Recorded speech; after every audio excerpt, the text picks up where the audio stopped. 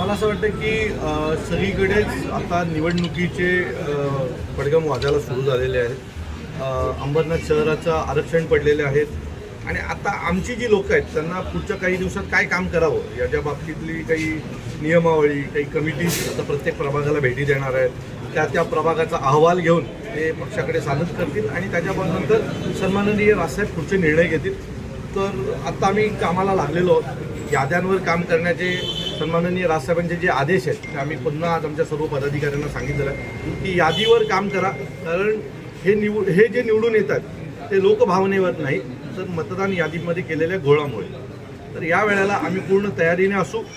मतदानाच्या दिवशी जो कोणी फेक मतदान करायला येईल जर आम्हाला कळलं तर तो त्याच्या पायावर घरी जाणार नाही एवढं नक्की.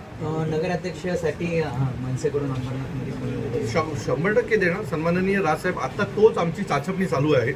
योग्य उमेदवार योग्य वेळेत दिला जाईल आणि सन्माननीय राजसाहेबांच्या आदेशाने उमेदवार देण्यात येईल.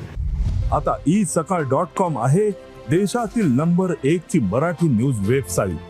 प्रत्येक अपडेटसाठी isakal.com ला नक्की भेट द्या. आपण जर बघितलं महाविकास आघाडीचे नेते प्रमुख मनसे प्रमुख राज ठाकरे आणि उद्धव ठाकरे यांनी देखील दोनदा निवडणूक आयोगांची भेट घेतली.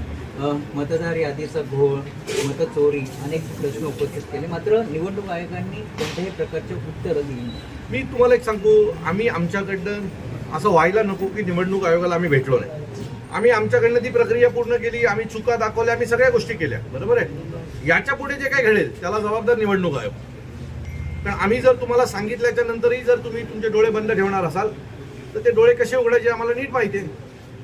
आम्ही तुम्हाला सांगितलं होतं की इथं मतचोरी होती, हा बोगस मतदार आहे, याच्या वयात फरक आहे. आता 118 वर्षाचा माणूस जर मतदार केंद्रावर आला तो कसा जिवंत आहे हा पहिला विचारलं पाहिजे ना त्याला. तो या सगळ्या गोष्टी ज्या आहेत त्या चुकीच्या पद्धतीने चालू आहेत. निवडणूक आयोग आमच्यावर ही निवडणूक लादण्याचा प्रयत्न करते पण ती आम्ही लादून घेणार नाही. त्यांना जर असं वाटेल की जशी विधानसभा त्यांनी केली तशी येणाऱ्या महानगरपालिका नगरपंचायत हे करायचा ते प्रयत्न करतील. तर तसं काही परिस्थिती आता या महाराष्ट्राची नाही.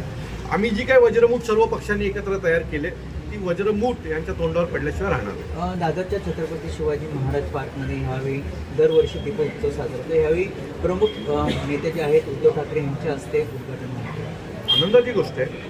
मी पुन्हा सांगतो, या भेटी सतत होत राहणार. दोन्ही भाऊ सतत एकत्र येत राहणार. हे कुटुंब आहे. म्हणजे याच्या आधी एकनाथ शिंदे पण आले होते, देवेंद्र फडणवीस पण आले होते, अनेक मोठे मोठे कलाकार पण आले होते. यावेळेला उद्धव साहेब येतात. ही आनंदाची गोष्ट आहे आमच्या महाराष्ट्र सैनिकांसाठी, संपूर्ण महाराष्ट्रातल्या सर्व मराठी प्रेमींसाठी, मराठीवर प्रेम करण्यासाठी, त्यांच्यासाठी तो दिवस आनंदाचा असेल. आज आपण जर मुंबईमध्ये बघितले एच.डी. बँकेची आज बैठक पार पडली आणि त्यामध्ये गुणरत्न सदावर्ते यांचे कार्यकर्ते असतील, पदाधिकारी असतील आणि शिंदे गटाचं पॅनलचं जे कार्यकर्ते त्या तुफान राडा झाला. मला वाटतं की यांची संस्कृती तेच आहे.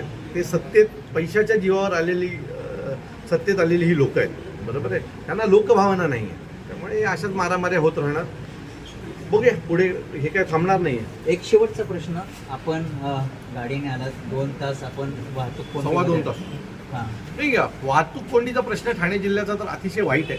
म्हणजे कालची गोष्ट तुम्हाला सांगतो. काल रात्री वसईवरनं विरारवरनं शाळकरी शारदाश्रम शाळेची काही मुलं 12 बसेस संध्याकाळी 5 वाजता ट्रॅफिकमध्ये अटकल्या होत्या. त्या आमच्या महाराष्ट्र सैनिकांनी रात्री 2:30 वाजता त्या मुलांना ट्रॅफिक बंद बाहेर काढलं. म्हणजे तुम्ही ट्रॅफिकची परिस्थिती काय वाईट आहे हे पाहू शकता. अतिशय लहान लहान मुलं होती. 5वी 6वी 7वी 8वी 9वीची मुलं होती सगळी. बरोबर आहे. जर लहान 8-8 तास एका जागेवरती मुलं उभी राहिली असेल तुम्ही विचार करा त्या मुलांची परिस्थिती काय झाली असेल त्या बसमध्ये.